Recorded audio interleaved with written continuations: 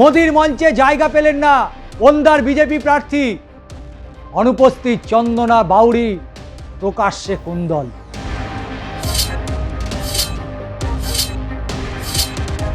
ভেবে দেখুন, আগামী যদি 5 বছর এই বিজেপি জিতে আসে, তাহলে বাংলার অবস্থাটা কোথায় গিয়ে দাঁড়াবে?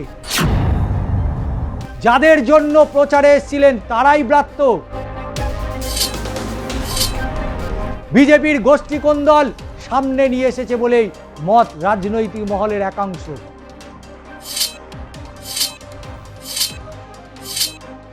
নমস্কার, শুরু করছে দাদা দিদির রাজনীতি। বঙ্গে চড়ছে ভোটের পারদ, কিন্তু একের পর এক বিভিন্ন রাজ্য থেকে আসা নেতা নেত্রীরা বাংলা দখল করার লক্ষ্যেই তারা এগিয়ে চলেছে। প্রধানমন্ত্রী, স্বরাষ্ট্রমন্ত্রী, বিজেপি শাসিত রাজ্যের মুখ্যমন্ত্রী থেকে একাধিক নেতা বাংলায় আসবেন, দূর থেকে টাটা বাই বাই করে চলে যাবেন। তাতে কি বরফ গলবে? মমতা বন্দ্যোপাধ্যায়কে দেখে শিখুন, তিনি কি ভাবেন, তিনি কিভাবে মানুষের মধ্যে পৌঁছে যান। এমনই পাঠ প্রধানমন্ত্রী নরেন্দ্র মোদীকে বাংলার রাজনীতির সহজ পাঠ পড়িয়ে কুপকাত করতে চাইছে শাসক দলকে। তাই তো 15 বছরে প্রথম তাকে দেখতে পাওয়া গেল ঝালমুড়ির দোকানে। মঞ্চেই জায়গা পেলেন না অনেক বিজেপি প্রার্থী, কেউ কেউ এলেনই না। মোদির মঞ্চে জায়গা পেলেন না ওন্দার বিজেপি প্রার্থী, অনুপস্থিত চন্দনা বাউরি, প্রকাশ্যে কুন্দল। মোদির মঞ্চে উঠতে না পেরে সাংসদ সৌমিত্র খাঁর বিরুদ্ধে মিসগাইডের অভিযোগ তুলেছেন ওন্দার বিজেপি প্রার্থী।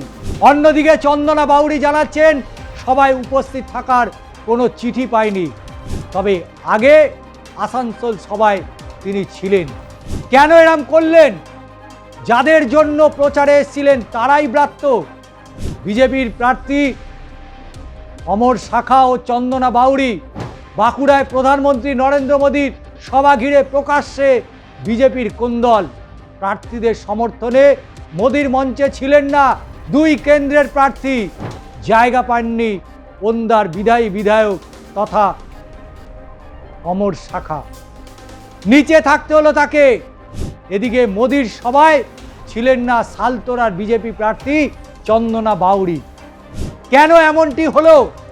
তাহলে কি বুঝতে পেরেছেন মমতাকে হারানো মুশকিল?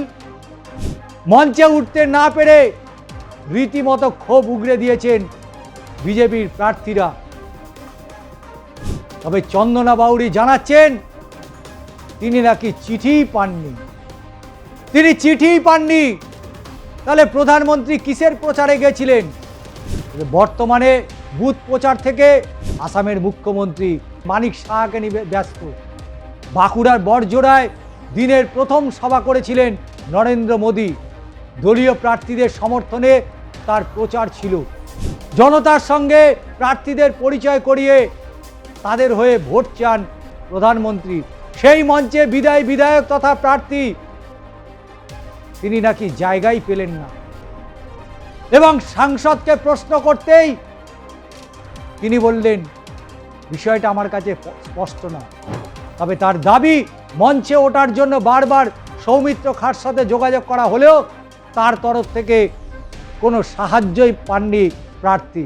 তার নিরাপত্তারক্ষীরা অন্য গেট দিয়ে যাওয়ার কথা বলেছিলেন বলে তার অভিযোগ। ফলে শেষ পর্যন্ত তাকে নিচেই দাঁড়িয়ে থাকতে হলো।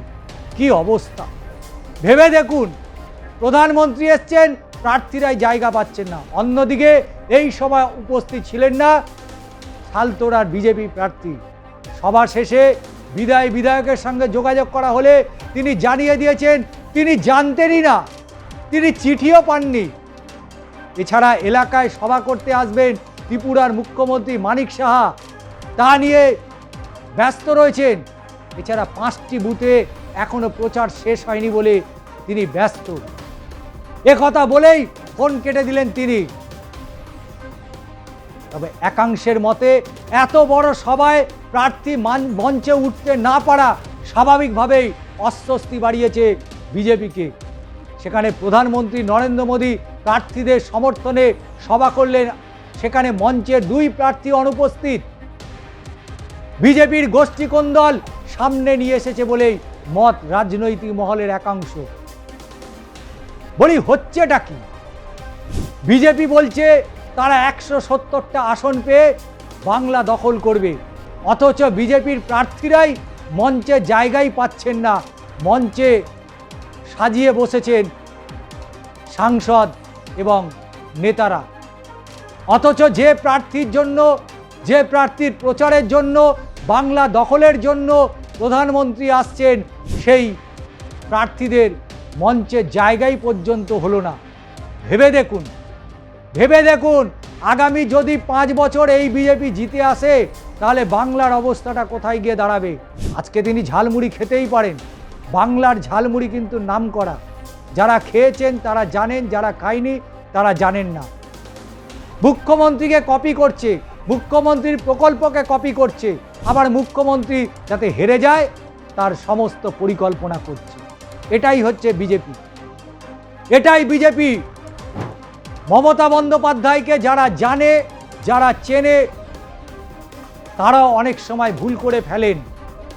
হাইওয়ের ওপর দিয়ে গাড়ি ছুটছে, হঠাৎ একটা জায়গায় গাড়ি দাঁড়িয়ে গেল, কোনো এক চায়ের দোকানে দাঁড়িয়ে পড়লেন, তিনি চা খেতে শুরু করলেন। নিরাপত্তা রক্ষীরা কি করবেন দিশেহারা। যে দোকানে গিয়ে পৌঁছলেন তিনিও বুঝে উঠতে পারছেন না, ভেবে উঠতে পারছেন না কি করবেন। কিন্তু একেবারে সরলভাবে, স্বাভাবিকভাবেই মমতা বন্দ্যোপাধ্যায় তার সাথে 1:1 একেবারেই মিলে যান, আর সেটাকেই কপি করছেন দেশের প্রধানমন্ত্রী। কারণ এ রাজ্যের বিজেপি বারবার বুঝিয়ে দিয়েছে মমতা বন্দ্যোপাধ্যায়ের মতো মাটির মানুষ হতে হবে। কিন্তু মমতা বন্দ্যোপাধ্যায় বছরে 12 বার বিদেশে যান না, 12 বার বিদেশে যান না, কোটি কোটি টাকা বিদেশে গিয়ে খরচ করেন না। আর যারা বিদেশে গিয়ে কোটি কোটি টাকা খরচ করেন, এবার বুঝতে পেরেছেন তো বিদেশে যাওয়ার কারণটা কি? বিদেশে গিয়ে ওই গ্যাসের সুরাহা করে দিতে পারেনি, অনেক বন্ধুত্ব করেছে। আর বাংলায় বারবার বিভিন্ন প্রকল্পে, যেখানে আমরা দেখেছি একের পর এক প্রকল্প বিভিন্ন রাজ্যগুলো পেয়েছে, বিজেপি শাসিত রাজ্যগুলো, বাংলা সেখানে একেবারে শূন্য। সেটা নতুন রেল লাইন হোক, বড় কোনো শিল্প হোক, কেন এই দ্বিচারিতা? যে রাজ্যের সাথে দ্বিচারিতা করেছেন আবার সেই রাজ্য দখল করতে আসছেন, লজ্জা করে না? এমনটাই বলছে শাসক দল তৃণমূল কংগ্রেস। আজকের দাদা দিদির রাজনীতি আপনাদের কেমন লাগলো অবশ্যই জানাবেন এবং পাশাপাশি চ্যানেলটাকে সাবস্ক্রাইব করবেন।